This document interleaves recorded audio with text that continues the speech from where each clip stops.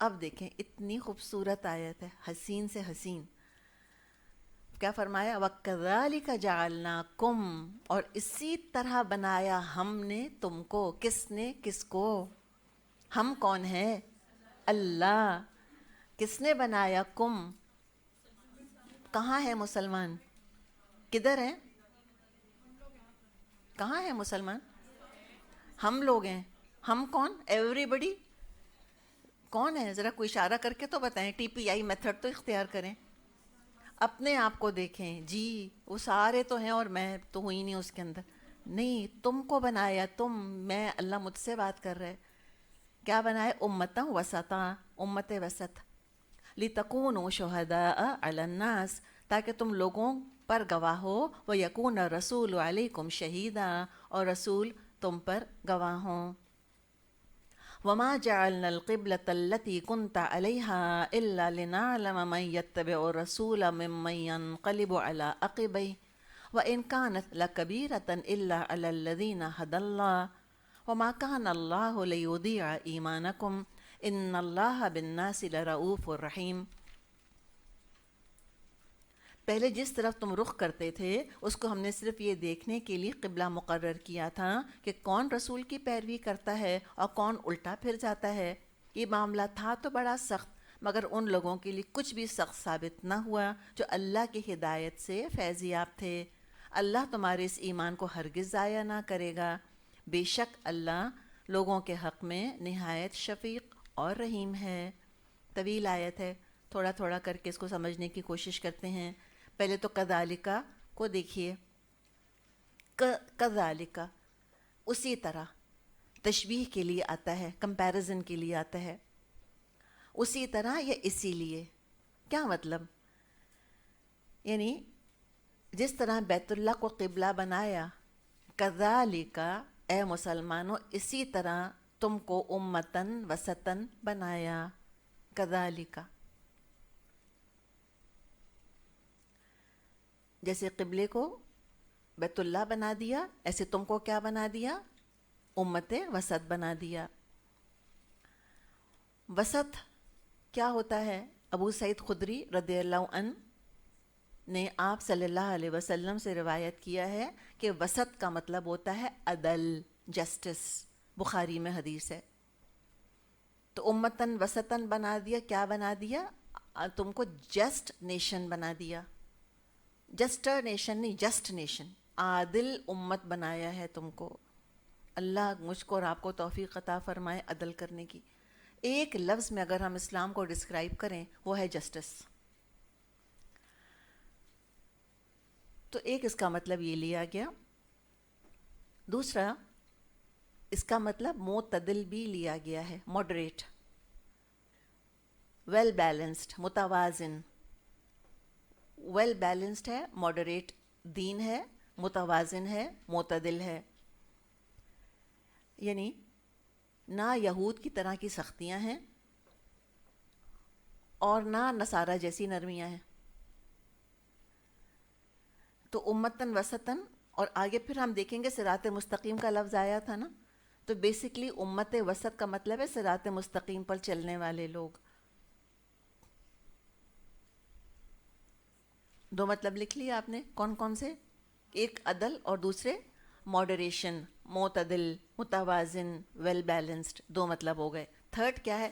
وسط، لنک. خالق کا پیغام مخلوق تک پہنچانے والی امت ہیں میں اور آپ.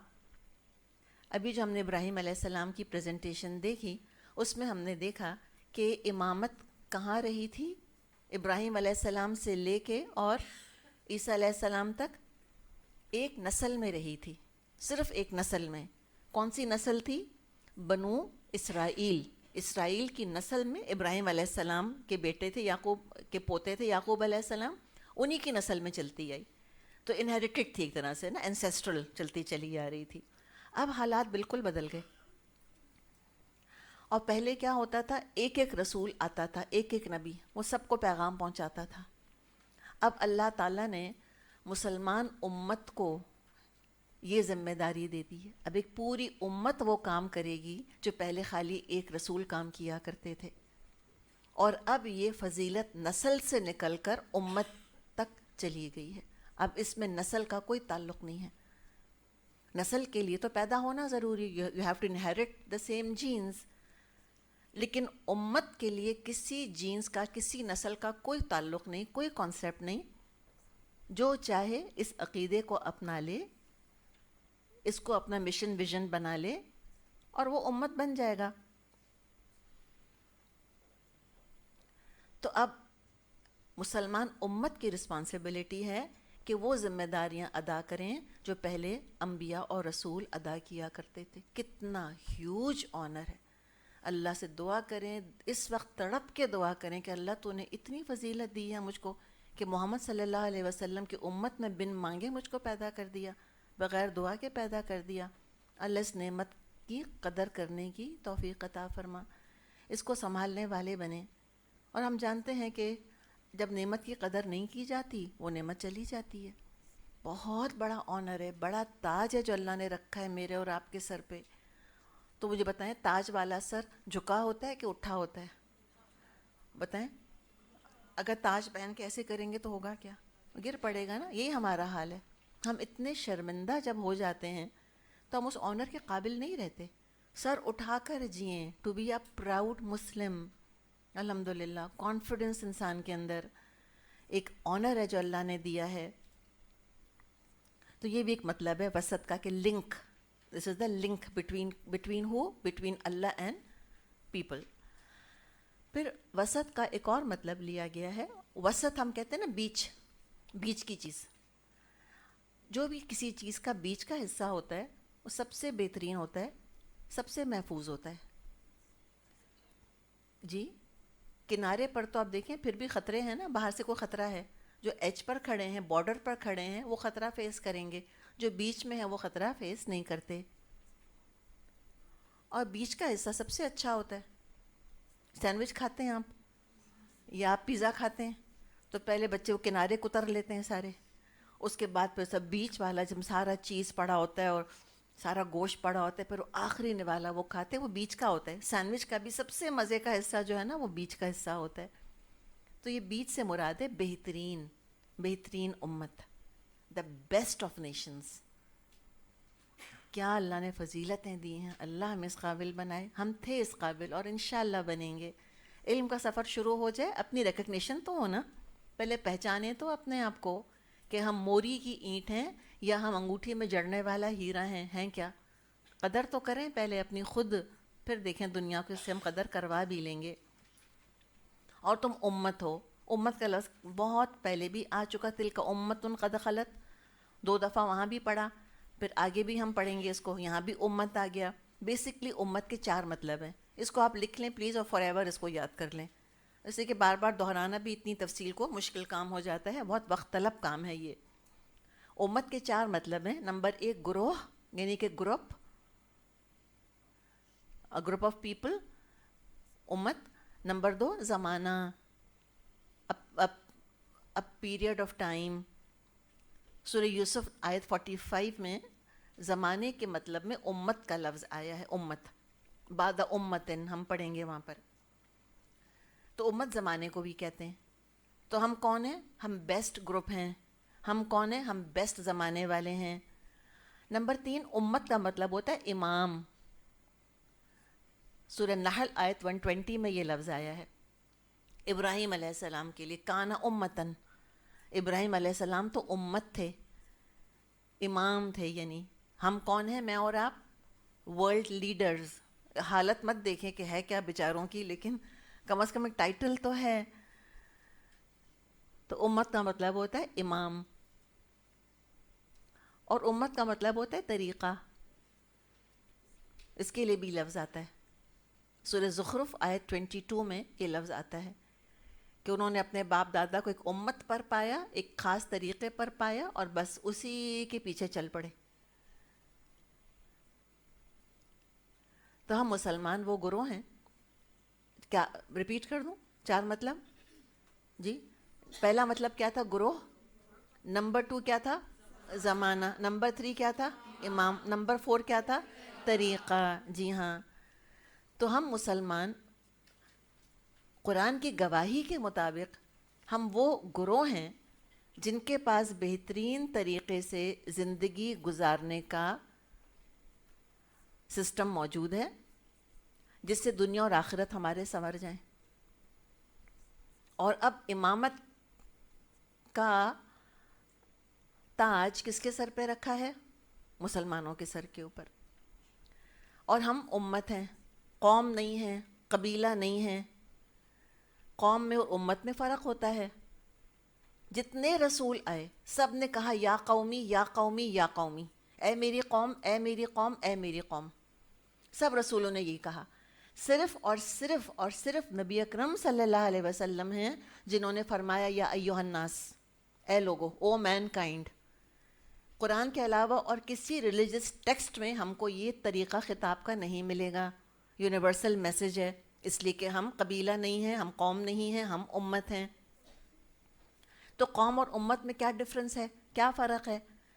پہلا فرق یہ ہے کہ قوم یا قبیلہ ایک خاص علاقے کا ہوتا ہے، جغرافیکل لوکیشن ہوتی ہے، وہاں تک محدود ہوتا ہے. کسی خاص نسل کا ہوتا ہے، کوئی خاص لینیج ہوتی ہے ان کی. جیسے بنی اسرائیل کون تھے؟ قوم، رائٹ؟ یا قومیں جو ہوتی ہیں، فار ایگزامپل جرمن نیشن کو کیا چیز متحد کر کے رکھتی ہے؟ German language. ٹھیک ہے نا؟ نیشنز کی جو اتحاد کی وجوہات ہوتی ہیں اس میں لینگویج بہت بڑا ریزن ہے. برٹن کو کیا چیز کامن فیکٹر کیا چیز ہے ان کی لینگویج ہے. اور کیا چیز متحد کرتی ہے قوموں کو؟ کلچر. ان کا اپنا ایک ڈومیننٹ کلچر ہوتا ہے. تو قوم کو علاقہ یا کوئی رنگ یا کوئی نسل، اور رنگ کا تو ہم جانتے ہیں اچھی طرح سے کتنی کنٹروورسی ہے. خاص رنگ والے یلو ریسز ہیں یا وائٹس ہیں یا بلیک ہیں یا براؤن ہیں، تو الگ الگ ریسز بن جاتی ہیں. تو زبان اور کلچر متحد کرنے والی چیزیں ہیں. امت جو ہے ان سب کو انکلوڈ کر لیتی ہے. امت ہم مقصد لوگوں کی جماعت ہوتی ہے جن کا ایک مقصد ہوتا ہے، ایک آئیڈیالوجی کو فالو کرنے والے ہوتے ہیں. اس پہ ہم نے لاسٹ تھرسڈے بھی بات کری تھی امت کے اوپر. آپ صلی اللہ علیہ وسلم نے امت بنائی ہے، امت. صحابہ کو دیکھیں، صہیب کہاں سے آئے تھے؟ کس کلچر سے، کیا زبان بولتے ہوئے آئے تھے؟ رومن لینگویج، روم سے آئے تھے. بلال، ان کا رنگ کیا تھا؟ آپ کو پتہ ہے یہ جو بنو ہاشم قبیلہ تھا جس سے کہ آپ صلی اللہ علیہ وسلم کا تعلق تھا، یہ بہت خوبصورت لوگ تھے. قریش ویسے بھی بہت خوبصورت تھے. اور آپ صلی اللہ علیہ وسلم عرب کے ریگستان میں رہنے کے باوجود آپ کا رنگ سیاہ نہیں تھا، بہت خوبصورت آپ کا رنگ تھا. اور وہاں بھی جیسے کہ عائشہ رضی اللہ عنہا وہ بھی بنو ہاشم سے ہی تھیں، تو یا جو ان کا قبیلہ تھا، ان کے والد کا ابو بکر کا قبیلہ تھا، اس سے ان کا تعلق تھا. ان کا رنگ کیسا تھا؟ ان کا لقب حمیرہ تھا. اور حمیرہ یا حمیرہ کا مطلب ہوتا ہے سفید رنگ والی. تو رنگ ان کے بہت خوبصورت تھے. لیکن بلال کا رنگ کیسا تھا؟ بالکل سیاہ تھا. حبشہ سے آئے تھے. نہ علاقہ کامن، نہ رنگ کامن، نہ نسل کامن، نہ زبان جو ہے وہ ایک تھی، کچھ بھی نہیں تھا. ہر چیز مختلف تھی. سلمان کہاں سے آئے تھے؟ ایران سے آئے تھے، فارسی، دا پرشین. ان کا اپنا کلچر، ان کا دین کیا تھا؟ پارسی تھے، وہ مجوسی تھے، یا جو بھی کچھ ان کا اپنا دین ہوگا اس زمانے میں، وہ دین ان کا تھا. ماریا قبطیہ مصر سے آئی تھیں، کرسچن تھیں، اپنا کرسچن ریلیجن ان کا تھا، آباء و اجداد کا دین وہی تھا. صفیہ وہ یہود کے قبیلے سے تھی، کیا دین تھا ان کے آباء و اجداد کا؟ یہودیت، وہ ان کا دین تھا. ابو بکر رضی اللہ عنہ، کیا دین تھا ان کے آباء و اجداد کا؟ مشرک تھے، شرک تھا. عدی بن حاتم عیسائی عقیدے کے تھے، مہاجر مکے سے تھے، انصار مدینے سے تھے. ہر طرح کے بیک گراؤنڈ سے لوگ آئے ہوئے تھے، ہر طرح کے دین سے، ہر طرح کے رنگ، ہر طرح کی نسل، ہر طرح کی زبان، قسم قسم کا علاقہ. اس ڈائیورسٹی میں یونٹی پیدا کی ہے. یہ ہے امت. اس تنوع کے ساتھ اتحاد پیدا کیا ہے. بے مثال مظاہرہ. اور یہ کب ہوا؟ ایک ہی دفعہ ہوا دنیا میں. یہ بھی ہم کو حقیقت جان لینی چاہیے. یہ مت سوچیں ہم کہ وہ امت بن گئے تھے تو اس کے بعد ہمیشہ امت بنے رہے، نہیں بنے رہے ایک طرح سے. پھر ہمارے اندر سپلٹس آئے، ڈویژنز ہوئیں، لیکن یہ جو ایک سیاسی اتحاد تھا اور ایک نظریاتی اتحاد تھا، یہ صرف اور صرف نبی اکرم صلی اللہ علیہ وسلم کی موجودگی میں تھا. اور کچھ عرصے تک یہ چلتا بھی رہا. آپ صلی اللہ علیہ وسلم کے دنیا سے جانے کے بعد بھی سب نے اپنی شناخت کا اور وفاداری کا اور فرما برداری کا مرکز آپ صلی اللہ علیہ وسلم کو بنا لیا تھا. سب امت بن گئے تھے. اور ایک طرح سے آپ دیکھیں، ایک طرح سے امت ہم آج بھی ہیں. کہیں آپ کو کوئی مسجد میں مسلمان مل جائے یا کہیں کبھی آپ دنیا کے کسی کونے خدرے میں ہوں اور کوئی چلتے چلتے آپ کو سلام کر دے تو ایک احساس ہوتا ہے نا امت کا. ایک عید ہے ہماری، کہیں آپ جائیں اذان اسی طرح کی ہے، کہیں چلے جائیں نماز کا وہی نظام ہے الحمدللہ. حج پر جائیں ساری ڈائیورسٹی وہاں نظر آ رہی ہوتی ہے الحمدللہ. تو بہرحال ایسا نہیں ہے کہ وہ امت کا تصور بالکل مر گیا یا ختم ہو گیا. ہاں، پولیٹیکل لیول کے اوپر ایشوز آئے، لیکن نظریاتی طور پہ الحمدللہ کافی عرصے مسلمان جو ہیں وہ اسی طرح چلتے رہے. اور اب جو بھی اختلافات اور سیکٹس اور فرقے ہم میں بن گئے ہیں، بہرحال قرآن پہ اور کعبے پہ اور یعنی کہ اللہ اور رسول اور کعبہ اور قرآن، اس پہ تو اتحاد ہے نا. تو بس پھر کیا ایشو ہے؟ اختلاف کی اتنی بات کیوں کرتے ہیں؟ اتفاق بھی تو دیکھیں. تو پھر کہا کہ تم ہو امتن وسطن، تو آنر بتایا اور اب کام بتایا. کام بہت عظیم ہے. اگر یہ آنر برقرار رکھنا چاہتے ہو تو تم کو تو گواہ بننا ہے علی الناس. اب کس چیز پر گواہ بنو یہ نہیں لکھا یہاں پر، یعنی اس دین کے گواہ بنو جس کو ابراہیم علیہ السلام لے کر آئے تھے، جس کا سمبل بیت اللہ ہے، اور جس دین کو تازہ کرنے کے لیے محمد صلی اللہ علیہ وسلم تشریف لائے، اس پر گواہ بنو. شہداء علی الناس، یہ اللہ کا لفظ دیکھیں، اتنی بلاغت ہے اس کے اندر. لوگوں پر گواہ بنو. تو دیکھیے اللہ کیا آتا ہے؟ ڈومینیٹ کرنے کے لیے آتا ہے نا. اللہ کا مطلب ہے اوپر. سمجھ آئی آپ کو بات؟ اوپر. تو مسلمانوں کو کیسا ہونا چاہیے؟ انٹلیکچولی اوپر ہونا چاہیے، ڈومینیٹ کرنا چاہیے، مورلی اخلاقی طور پہ ان کو ڈومینیٹ کرنا چاہیے، پولیٹیکلی ڈومینیٹ کرنا چاہیے، ملیٹریلی ڈومینیٹ کرنا چاہیے. ہمیں ہونا ہی چاہیے ڈومیننٹ پوزیشن کے اندر. ہمارے پاس ریسورسز ہونے چاہیے، ہمارے پاس فوج ہونی چاہیے، ہمارے پاس بہترین اخلاق ہونا چاہیے، علم کے میدان میں ہمیں سب سے آگے ہونا چاہیے. تبھی امت وسط بنیں گے، تبھی گواہ بن سکتے ہیں. لوگوں کی ٹھوکروں میں پڑے ہوئے ہیں. وہ دین جو بڑی شان سے نکلا تھا وطن سے، آج پردیس میں غریب الغربا ہے. جانے نہ کوئی جو کہ مد ہے ہر جزر کے بعد، اسلام کی کا ذرا وہ اترنا تو دیکھے. یہ سب اشعار موجود ہیں نا. کیا زوال ہے اسلام کے اوپر. تو کیوں آیا؟ ہم نے ہر میدان چھوڑ دیا، فضیلت یاد رہ گئی، کام تو بھول ہی گئے. تو اللہ تعالیٰ کو نعوذ باللہ کو دھوکے کھاتا ہے ہمارے لیبلوں سے. جب ہم نے کام چھوڑ دیا، اللہ نے فضیلت بھی ہم سے واپس لے لی. کوئی دو پیسے کی عزت نہیں کرتا مسلمانوں کی دنیا میں. کون سا ریسورس ہمارے پاس نہیں ہے؟ امیر ترین ممالک میں ہمارا شمار، ریسورس رچ کنٹریز میں ہمارا شمار، امیر ترین انڈیویجولز کے اندر مسلمان موجود. عقل کی کوئی کمی نہیں ہے. مسئلہ سارا یہ ہے کہ اپنا کام کرنے پہ تیار نہیں ہے.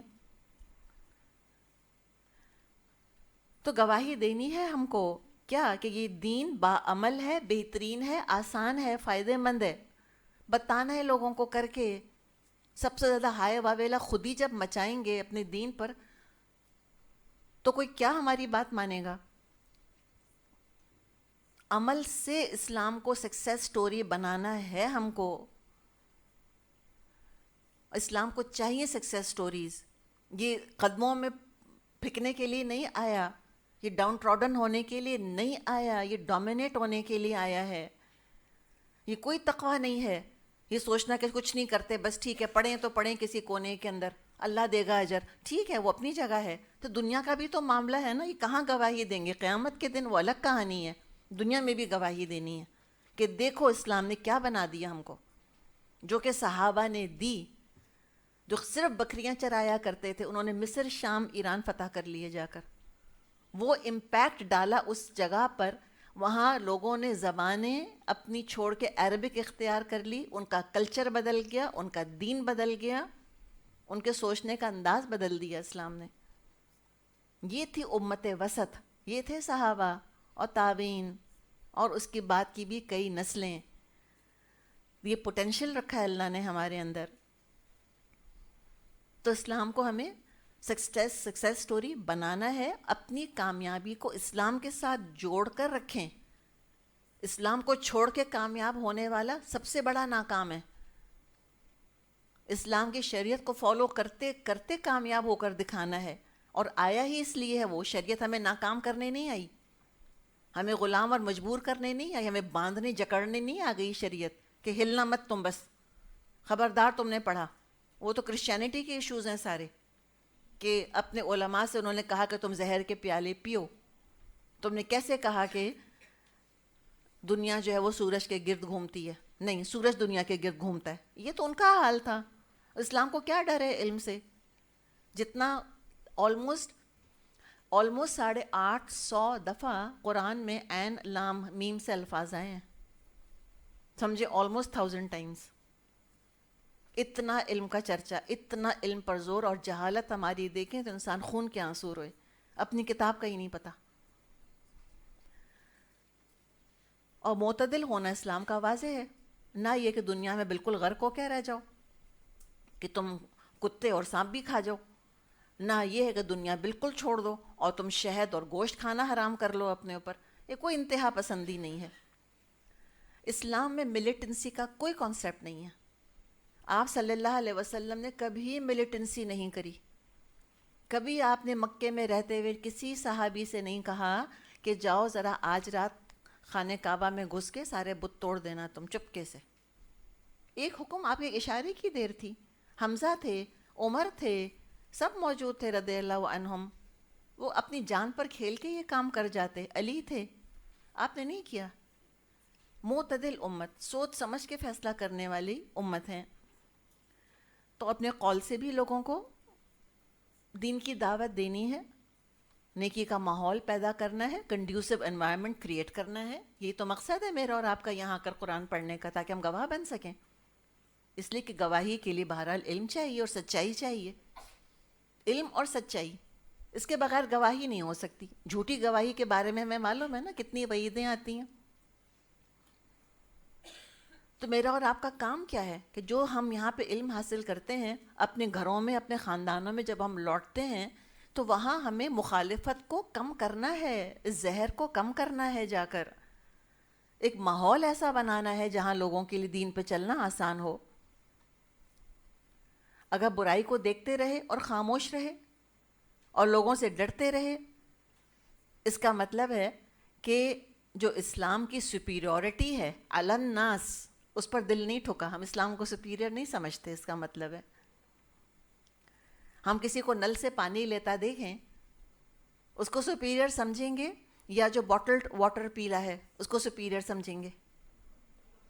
اور آپ کے پاس ہے پانی کی بوتل، باٹل واٹر ہے آپ کے پاس، فلٹر ہوا ہوا صاف ستھرا پانی ہے آپ کے ہاتھ میں، اور کوئی جا کے نل سے پانی پی رہا ہے، آپ اس کے ہاتھ میں بوتل پکڑائیں گے کہ نہیں پکڑائیں گے؟ آپ کا اپنا بچہ ہے، آپ کی اپنی بہن ہے، کریں گے کہ نہیں کریں گے؟ کب؟ جب یقین ہوگا کہ جو میرے پاس پانی ہے وہ اس پانی سے سپیریئر ہے جو اس کے ہاتھ میں۔ ورنہ کیا کریں گے؟ ہم کہیں گے کتنا بہتر ہے مجھ سے، گٹر کا پانی پی رہا ہے، یا واٹر پمپ کا یا نلکے کا پانی پی رہا ہے، یا کنٹامنیٹڈ پی رہا ہے۔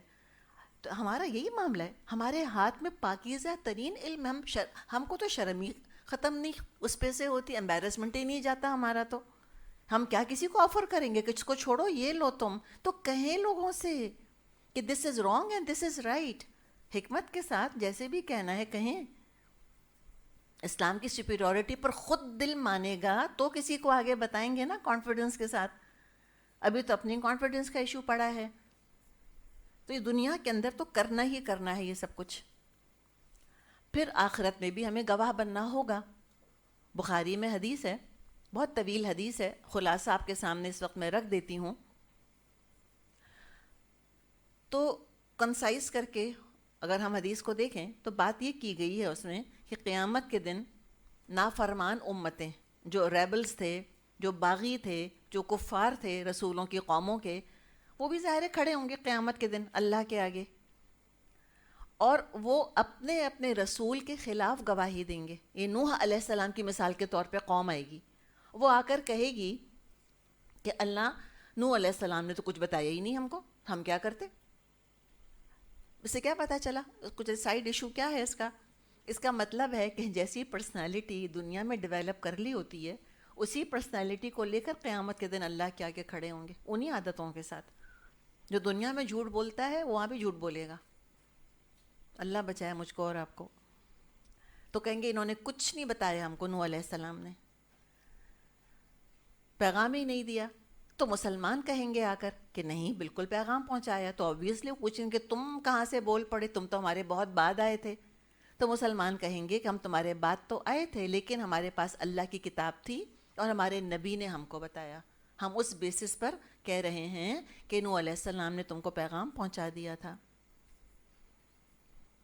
تو ہمیں دو جگہ گواہی دینی ہے، دنیا میں اور آخرت میں. اگر آپ سے اس وقت کہا جائے نا کہ آپ آ کر 2 منٹ کی سپیچ دے دیں مائک کے اوپر، تو آپ کو پتہ ہے نا اسٹیج فرائٹ کیا چیز ہوتی ہے، ہاتھ پاؤں پھول جائیں ہمارے. اس وقت رینڈملی پک کر لیا جائے کسی کو تو کیا حال ہوگا ہمارا؟ کیوں انسان کو ڈر لگتا ہے کہ کہیں میرا مذاق نہ بنے، میں بے وقوف نہ لگوں، مجھے بولنا نہ آئے. یہی خوف ہوتا ہے نا کہ میں بول نہیں سکوں گی، مجھ کو پتہ ہی نہیں میں کیا کہوں. تو اللہ نے تو ہم کو پہلے سے بتا دیا کہ تم کو گواہ بننا ہے. سوچے کتنی شرمندگی ہوگی اگر جہالت کے ساتھ، بغیر علم کے، بغیر عمل کے ہم جا کر کھڑے ہو جائیں گے اور کچھ نہیں بول پائیں گے، پھر کوئی گواہی نہیں دے سکیں گے. تو دیکھ لیں ذرا. تو دو جگہ ہمیں گواہی دینی ہے، ہم کو یہ کام کرنا ہے. بخاری میں حدیث ہے، آپ صلی اللہ علیہ وسلم نے فرمایا انتم شہداء اللہ فی الارض، اے مسلمانہ تم اللہ کے گواہ ہو اس دنیا پر. تو تیاری دیکھ لیں. اور رسول بھی تم پر گواہ ہے، وَيَكُونَ الرَّسُولُ عَلَيْكُمْ شَهِيدًا، رسول تم پر گواہ ہیں. تو آپ صلی اللہ علیہ وسلم نے تو حجۃ الوداع کے موقع پر عرفات کے میدان میں جو مسلمان وہاں موجود تھے ان سے گواہی لے لی. آپ نے پوچھ لیا تھا ان سے اہل بلغت، کیا میں نے پہنچا دیا، پیغام پہنچا دیا، امانت ادا کر دی؟ تو جو وہاں لوگ تھے اتنے خوبصورت ان کے الیبریٹ جواب آتے ہیں. انہوں نے کہا کہ آپ نے تبلیغ کا حق ادا کر دیا، آپ نے امانت کا حق ادا کر دیا، آپ نے نصیحت کا حق ادا کر دیا. تو آپ صلی اللہ علیہ وسلم نے پھر 3 دفعہ آسمان کی طرف انگلی اٹھائی، شہادت کی انگلی کہتے ہیں نا اس کو، اور پھر اپنے لوگوں کی طرف اشارہ کیا کہ اللہم اشہد، اللہم اشہد، اللہم اشہد، کہ اللہ تو گواہ رہے نا کہ یہ گواہی دے رہے ہیں میرے حق میں. اور ہم اللہ نہ کرے ہم سمم بکمن عمیون دنیا سے چلے جائیں گے، ہم کس سے گواہی لے سکتے ہیں مرتے مرتے؟ اپنے بچوں سے گواہی نہیں لے سکتے کہ دین پہنچا دیا تم تک. خود ہی نہیں دل ٹھکا تو بچوں کو کیا کہاں تک بتائیں گے آگے؟ تو یہ رسول پھر گواہ بنیں گے اور رسول کہہ دیں گے اللہ میں نے ان کو پیغام پہنچا دیا تھا. جب آپ نے گواہی لے لی اور لوگوں نے گواہی دے دی کہ جی ہاں آپ نے پیغام پہنچا دیا، پھر آپ نے کیا فرمایا تھا؟ فَلْيُبَلِّغِ الشَّاهِدُ الْغَائِبُ، اب پہنچائے وہ جو یہاں موجود ان کو جو موجود نہیں ہیں. اتنی بڑی آپ کے تو کندھے ہلکے ہو گئے، اتنی بڑی ذمہ داری ادا ہو گئی. آپ کے کندھوں سے اتر کے وہ ذمہ داری کس کے کندھوں پہ آ گئی؟ میرے اور آپ کے کندھوں کے اوپر. تو سوچ لیں کہاں ٹائم ہے میرے اور آپ کے پاس، ہم ٹائم ضائع کرتے پھریں. کتنا بڑا کام ہے جو مجھ کو اور آپ کو کرنا ہے. پوری دنیا میں گواہی دینی ہے ہم کو، جہاں جہاں پہنچانا ہے ہم کو پہنچا سکتے ہیں، پہنچانا ہے. اس کے لیے جرمن سیکھیں، چائنیز سیکھیں، فرینچ سیکھیں، سرائکی سیکھیں، بلوچی سیکھیں، جو مرضی کریں، لیکن کچھ نہ کچھ تو کرنا ہے. ایسے نہیں بیٹھ سکتے میں اور آپ کہ ہم کچھ بھی نہ کریں. اس لیے یہ نہیں کہا اللہ نے کہ خالی مردوں سے گواہی لی جائے گی، یہ نہیں کہا. نہ اللہ نے کہا کہ خالی داڑھی والوں سے گواہی لی جائے گی، یہ بھی نہیں کہا. یہ نہیں کہا اللہ تعالیٰ نے. ہم سب کو کوئی نہ کوئی اللہ کے آگے کھڑے ہو کے اپنا حساب دینا ہے. اور رسول پر کہہ دیں گے کہ میں نے تو ان تک پہنچا دیا تھا, یہی نکمے تھے, انہوں نے تو نہ علم حاصل کیا نہ انہوں نے عمل کیا, تو اب میں کیا کروں؟ اللہ نہ کرے کہ میرے اور آپ کے خلاف آپ صلی اللہ علیہ وسلم کی گواہی کسی طرح سے آئے. اور پھر اللہ تعالیٰ نے پھر رسول ہی کے مقام کو مزید واضح کرتے ہوئے تحویل قبلہ کی ایک حکمت یہاں بیان کی ہے, اور یہ ہے کہ رسول کی فرما برداری کا امتحان. تو حدیث صرف آج ٹیسٹ نہیں ہے مسلمان کے ایمان کا, حدیث اور سنت صحابہ کے لیے بھی ٹیسٹ تھی, ان کو بھی آزمایا گیا کہ یہ سنت پہ عمل کرتے ہیں کہ نہیں, اور وہ تو فلائنگ کلر سے پاس ہو گئے. ایک دفعہ نہیں پوچھا کسی نے کہ بھی بیت المقدس کی طرف کیوں رخ کر رہے ہیں, جو آپ صلی اللہ علیہ وسلم نے کیا اسی کا اتباع کیا, فٹ سٹیپس پہ چلتے رہے پیچھے پیچھے. اور پھر کیا ہوا کہ قباء کی مسجد, آپ نے نام تو سنا ہوگا, وہاں تو لوگ جاتے ہیں تو وزٹ بھی کرتے ہیں مسجد قباء. وہ پہلی مسجد تھی جہاں پہ جمعہ اسٹیبلش ہوا تھا مدینہ آنے کے بعد, ہجرت کے بعد. تو مسجد قباء میں لوگ فجر کی نماز پڑھ رہے تھے, رکوع کی حالت میں تھے. اتنے میں ایک شخص کی پکار ان کے کانوں پر پڑی کہ آج رات نبی اکرم صلی اللہ علیہ وسلم پر قرآن نازل ہوا ہے اور ان کو حکم دیا گیا ہے کہ کعبے کو قبلہ بنایا جائے.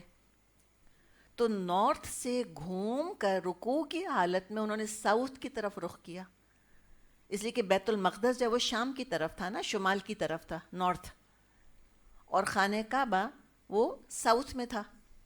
اسی لیے مدینے آنے کے بعد بیت اللہ اور بیت المقدس کی طرف رخ کرنا ممکن نہیں تھا, استقبال قبلتین ممکن نہیں رہا تھا. تو امیجن کرے کہ رکوع کی حالت ہی میں وہ ٹرن ہو گئے, پورا کا پورا ان کو گھومنا پڑا 180 ڈگریز. یہ بخاری میں حدیث موجود ہے. پھر بنو سلمہ, یہ بھی قبیلہ ہے, وہ اپنی مسجد میں نماز پڑھ رہے تھے, ان تک جیسے ہی خبر پہنچی کہ قبلہ تبدیل ہو گیا تو انہوں نے اپنا رخ بدل لیا. اس کو مسجد قبلتین کہتے ہیں. یہ بھی شاید آپ نے, اگر آپ مدینہ گئی ہوں تو آپ نے وہاں پر دیکھی ہوگی مسجد قبلتین. جی, مسجدیں الگ الگ ہیں, سب مدینے ہی کی ہیں. مسجد قباء بھی مدینے سے اس زمانے میں تھوڑی باہر تھی, اب تو بالکل مدینے کے اندر آ گئی ہے. تو مدینے کے سبربس کی بات کی جا رہی ہے. کو مدینہ تو چھوٹی سی بستی تھی, جتنی آج مسجد نبوی ہے, جتنی آج مسجد نبوی ہے مدینہ سے بھی چھوٹا تھا. اس لیے کہ بقی قبرستان آپ لوگوں نے دیکھا ہوگا نا جو گئے ہیں. اب آپ مسجد نبوی سے نکلیں اور بقی تو بالکل جڑا ہوا ہے نا مسجد سے اب آلموسٹ. پہلے بقی مدینے سے باہر ہوا کرتا تھا, سبربز میں ہوتا تھا. تو یہ مسجد قباء یا مسجد قبلتین یہ سب مدینہ اور اس کے گرد و نواح کے علاقے ہیں جن کا ذکر کیا جا رہا ہے. اس سے ایک اور بات کیا پتہ چلی کہ ایک شخص کی آواز آئی اور لوگوں نے قبلہ چینج کر لیا. اس سے کیا پتہ چلا؟ جھوٹ نہیں تھا, ٹرسٹ کا لیول تو دیکھیں کتنا ٹرسٹ تھا کہ دین کے معاملے میں کوئی جھوٹ نہیں بولے گا. اور فرما دیا اللہ تعالیٰ نے کہ وَإِنْ كَانَتْ لَكَبِيرَةٌ, ہاں یہ بات چھوٹی نہیں تھی. آج میرے اور آپ کے لیے تو کوئی بڑی بات ہے ہی نہیں, لیکن ایک مثال سے جیسے ہم نے سمجھنے کی کوشش کی کہ آپ ایک ہفتہ آتی ہیں تو رخ کہیں اور ہوتا ہے, دوسرے ہفتے آتی ہیں تو تیسری طرف ہوتا ہے, کہیں اور آتی ہیں تو پھر ایک اور طرف رخ ہوتا ہے. تو اچھے خاصے لوگ ہل جائیں اس کے اندر. تو یہ چھوٹی آزمائش نہیں تھی, بہت بڑی آزمائش تھی. لیکن کیا فرمایا؟ الا علی الذین ھدی اللہ, اگر وہ اس پر عمل کر گئے جن کو کہ اللہ نے ہدایت دی. اس سے علماء نے دو بہت خوبصورت مسائل نکالے ہیں. ایک یہ کہ کچھ لوگ ایسے ہوتے ہیں کہ جن کو شریعت کے احکامات پر عمل کرنا مشکل نہیں لگتا, وہ بڑی آسانی سے یوز ٹو ہو جاتے ہیں, کمپلائی کر جاتے ہیں. آپ خود دیکھ لیں کتنے لوگ ہیں, پتہ چلا یہ فرض ہے, کہتے ہیں چلو ہم شروع کر دیتے ہیں. اچھا یہ بھی فرض ہے, اچھا ہم یہ بھی کر لیتے ہیں. نو ریزسٹنس, نو ریبیلین, کوئی اتنا جد و جہد بھی نہیں, کوئی اتنا جہاد نہیں کرنا پڑتا. حقیقت ہے کچھ لوگ ہوتے ہیں ان کو بہت مشقت اٹھانی پڑتی ہے, ان پر شریعت کے احکامات بہت بھاری پڑتے ہیں. تو علماء پھر سوال کرتے ہیں کہ دونوں میں سے بہتر کون ہے، وہ جس کو آسان لگا یا وہ جس کو مشکل لگا؟ تو بات یہ ہے کہ جو جتنی مشقت اٹھاتا ہے خالص اللہ کی رضا کے لیے کرتا ہے تو اللہ تو اکرم الاکرمین ہے، وہ اس پر کرم کرے گا، اللہ کرے گا اس شخص پہ کرم جو اتنی مشقت اٹھا رہا ہے، یہاں تک کہ اس کے لیے عبادت پھر آسان ہو جائے گی انشاءاللہ۔ لیکن ضروری ہے کہ نیت سچی ہو، بات یہ ہے، انٹینشنز پیور ہونے چاہیے۔ تو بعض علماء کہتے ہیں کہ جس کی طبیعت آسان ہے وہ زیادہ افضل ہے، بعض علماء کہتے ہیں جس کو مشقت کرنی پڑ رہی ہے وہ اللہ کی نظر میں زیادہ افضل ہے، واللہ عالم، افضل کون ہے وہ تو اللہ خود ہی بہتر جانتا ہے۔ اب آگے ایمان کی بات آ رہی ہے کہ وَمَا كَانَ اللَّهُ لِيُضِيعَ إِيمَانَكُمْ، اللہ کی تو یہ شان نہیں کہ تمہارا ایمان ضائع کر دے۔ اب ایمان سے کیا مراد ہے یہاں پر؟ نمبر 1 کہ آزمائشیں جو آتی ہیں اس لیے نہیں آتی کہ وہ ایمان کو بہا کر لے جائیں۔ ایک ڈائر ہے، وہ ایک کپڑے کو کسی ڈائی میں ڈائی کرتا ہے، اس کے بعد آپ کھڑی ہوئی ہیں کبھی رنگ والے کی دکان پر، آپ کو دوپٹہ چاہیے، ایز یوزول نہیں اس نے تیار کیا، بس باجی ابھی ہوتا ہے باجی انتظار تو کریں، ہوتا ہے نا ایسے، آپ باجی کھڑی ہیں انتظار میں، پھر وہ کیا کرتا ہے وہ ڈائی والے کپڑے کو، آپ نے دیکھا وہ کڑھائی چڑھی ہوئی ہوتی ہے اور اس کے اندر رنگ ہوتا ہے، اس میں ڈباتا ہے وہ اس کو، تو کیوں ڈباتا ہے کہ رنگ بہہ جائے اس کا، آگ میں کیوں تپاتا ہے؟ تاکہ چڑھ جائے۔ آزمائشیں کیوں آتی ہیں؟ کہ صبغت اللہ بہہ جائے؟ آزمائشیں اس لیے آتی ہیں کہ صبغت اللہ پکا ہو جائے، جم جائے، رگ رگ کے اندر چلا جائے۔ ایک کیل ہے، کیل کو دیوار میں ٹھوکنا ہے، کیا کرتی ہیں؟ سہلاتی رہتی ہیں کیل کو پیار سے، کیا کرتی ہیں بتائیں ذرا؟ ہتھوڑا لے کے اور ایک ہتھوڑا ماریں گی، پھر جو جائے گی اندر تو نہیں نکالنا مشکل ہو جائے گا۔ آزمائشیں یہی ہتھوڑا برستی ہیں ہمارے اوپر، ایمان کو ایسا ٹھوکتی ہیں ہمارے اندر کہ پھر نہیں نکلتا۔ اور یہ آپ آزما کے دیکھیں، جن لوگوں کو دین پر عمل کرنے میں جتنی مشکلات ہوتی ہیں نا وہ اتنے پکے اور پختہ ہوتے ہیں۔ ایٹ ٹائم بہت آسانی، کنڈیوسو انوائرمنٹ ہوتا ہے نا، وہ اس کا بھی اپوزٹ ایفیکٹ ہو جاتا ہے۔ اگر سخت مخالفت آ رہی ہے ماں باپ کی طرف سے، سخت مخالفت آ رہی ہسبینڈ کی طرف سے، انسان ضد پکڑ لیتا ہے، اور ایٹ ٹائمز اب تو کر کے ہی چھوڑیں گے۔ اگر وہ کہنا شروع کر دیں کہ پیرنٹس بھی یا ہسبینڈ بھی کہ پردہ کر لو، نماز پڑھ لو، کہتے ہیں ہم کو نہیں کرنا، سب کہتے رہتے ہیں مجھے نہیں کرنا۔ یہ ہوا ہے، ہم نے مثالیں دیکھی ہیں ایسی اپنے سامنے۔ تو اللہ تعالیٰ آزمائشوں کو ڈال کر کسی کا ایمان ضائع نہیں کرنا چاہتا، اللہ پکا کر دیتا ہے، اللہ پختہ کر دیتا ہے اس کو۔ ایک تو یہ مطلب، دوسرا مطلب یہ لیا گیا کہ ایمان سے مراد یہاں نمازیں ہیں۔ تب برا بن عازب رضی اللہ عنہ سے روایت ہے کہ تحویل قبلہ سے قبل کئی مسلمان فوت ہو چکے تھے جو بیت المقدس کی طرف ہی رخ کر کے نماز پڑھتے تھے۔ تو لوگوں کو خیال آیا کہ اچھا اب ان کا کیا ہوگا، اور یہی بات ہم آگے جب سورہ مائدہ پہ ہم پہنچیں گے، ہم شراب کے بارے میں یہی پڑھیں گے کہ جب شراب حرام ہوئی تو لوگوں کو خیال آیا کہ بھئی تو شراب پیتے پیتے مر گئے، اب کیا ہوگا ان کا؟ تو یہاں اللہ نے اطمینان دلایا کہ اللہ ان کا ایمان ضائع نہیں کرے گا۔ تو دو باتیں ثابت ہوئیں، نمبر 1 کہ نماز کے بغیر ایمان ہے ہی نہیں، کوئی تصور ہی نہیں ہے ایمان کا نماز کے بغیر۔ نمبر 2 پتہ چلا کہ عمل ایمان کا حصہ ہے۔ تو یہ بیکار کی باتیں ہیں کہنا کہ میرا دل پاک ہے، میرا دل صاف ہے، میرا دل حج کرتا ہے، میرا دل نمازیں پڑھتا ہے، میرا دل پردہ کرتا ہے، میری آنکھیں پردہ کرتی ہیں، سب بیکار کی باتیں۔ اگر عمل نہیں ہے کوئی ایمان نہیں ہے۔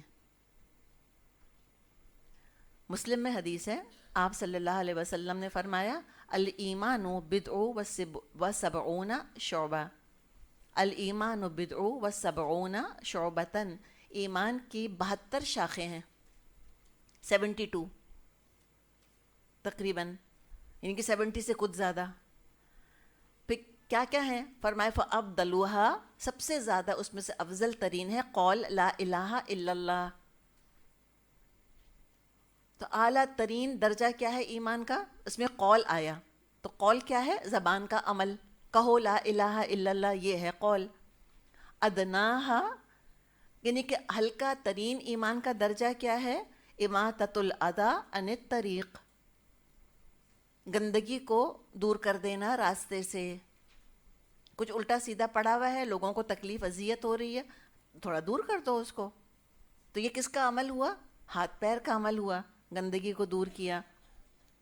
اور پھر آپ نے فرمایا الحیاء شعبۃ من الایمان، حیا ایمان کی شاخ ہے، حیا ایمان کی ایک شاخ ہے۔ تو حیا کیا ہے؟ دل کا عمل ہے۔ تو زبان کا عمل، ہاتھ پیروں کا عمل اور دل کا عمل مل کر ایمان ہے۔ ایمان خالی تھیوری نہیں ہے، اس میں عمل انکلوڈڈ ہے۔ اور اللہ بہت زیادہ رؤوف اور رحیم ہے۔ اچھا، ایک اور جس میں انداز ہے، وَمَا كَانَ اللَّهُ لِيُضِيعَ إِيمَانَكُمْ، ما کانا، اس انداز میں شدت کی نفی ہے۔ یہ بھی کہا جا سکتا تھا کہ اللہ تمہارا ایمان ضائع نہیں کرے گا، ما کانا کے بغیر بھی جملہ بن سکتا ہے، لیکن اس ما کانا کو ہم کئی جگہ پڑھیں گے آگے، اس کو تھوڑا سمجھ لیتے ہیں۔ کس طرح سمجھیں؟ جو شدت ہے اس کے اندر وہ اس طرح سے ہے کہ علماء کہتے ہیں کہ ما کانا میں تقریباً 10 چیزیں شامل ہیں، 10۔ کیا کیا؟ اگزامپل، کوئی کسی سے کہتا ہے حل انت جائع، کیا تم بھوکے ہو؟ تو وہ کہتا ہے لا، نہیں۔ اب بھوک لگنا کوئی بری بات تو نہیں ہے بھئی، ابھی کیا تم بھوکے ہو؟ نہیں، میں بھوکا نہیں ہوں، قصہ ختم۔ اچھا، اب اگر ایک اور سوال کی طرف ہم آئیں، کوئی کسی سے پوچھتا ہے حل سرقت ھذا المبلغ، کیا تو نے یہ پیسے چرائے ہیں؟ تو اگر وہ کہتا ہے لا، نہیں، اس کا مطلب کیا ہوا؟ کہ یہ تو نہیں چرائے، کوئی اور ہو سکتا ہے چرائے ہوں کبھی۔ سمجھ آئی آپ کو بات؟ کہ آپ نے یہ چوری کی ہے، آپ کہیں نہیں میں نے یہ تو نہیں چوری کیا، تو یہ تو نہیں چوری کیا، تو پھر کیا چوری کیا؟ تو یہاں پہ پاسبلٹیز ہیں کہ یہ نہیں چرایا، کچھ اور چرایا ہوگا۔ اگر وہ کہتا ہے کہ نہیں ما کانا ان اسرق، اس کا مطلب ہے کہ میری تو شایان شان یہ بات نہیں کہ میں کوئی ایسا کام کروں، میری طبیعت ایسی نہیں کہ میں ایسا کام کروں، میرے مقام کو زیب ہی نہیں دیتا کہ میں یہ کام کروں، کوئی میرا رجحان نہیں ہے اس کام کی طرف، کوئی رغبت نہیں ہے کہ میں یہ کام کروں، میں اس کام سے راضی نہیں ہوں، نہ میں نے کبھی یہ کام پہلے کیا ہے اور نہ کبھی سوچا بھی ہے اس کے بارے میں، اور نہ کسی اور کے لیے میں یہ کام پسند کر سکتا ہوں۔ یعنی اتنی ڈیپتھ ہے ما کانا کے اندر کہ ما کانا، یہ اللہ کی شان نہیں ہے کہ اللہ لوگوں کے ایمان ضائع کرے۔ کیوں؟ ان اللہ بالناس لرؤوف الرحیم، وہ تو بہت رؤوف ہے۔ رحمت کی شدت کو رافت کہتے ہیں۔ تو رافت یہ رحمت سے بھی ایک ڈفرینٹ درجہ ہے۔ رحمت کب ہوتی ہے؟ جب کوئی مشکل پڑ گئی تو پھر اس کو دور کر دینا، یہ رحمت ہے۔ اور رافت کیا ہے؟ کہ مشکل پڑنے سے پہلے بچا دینا کسی کو، کہ وہ اسباب، وہ سرکمسٹانسز دور ہو جائیں جس کی وجہ سے تکلیف آنے والی ہے، اس کو رحمت، اس کو رافت کہا جاتا ہے۔ تو اللہ تو بہت رؤوف اور بہت رحیم ہے۔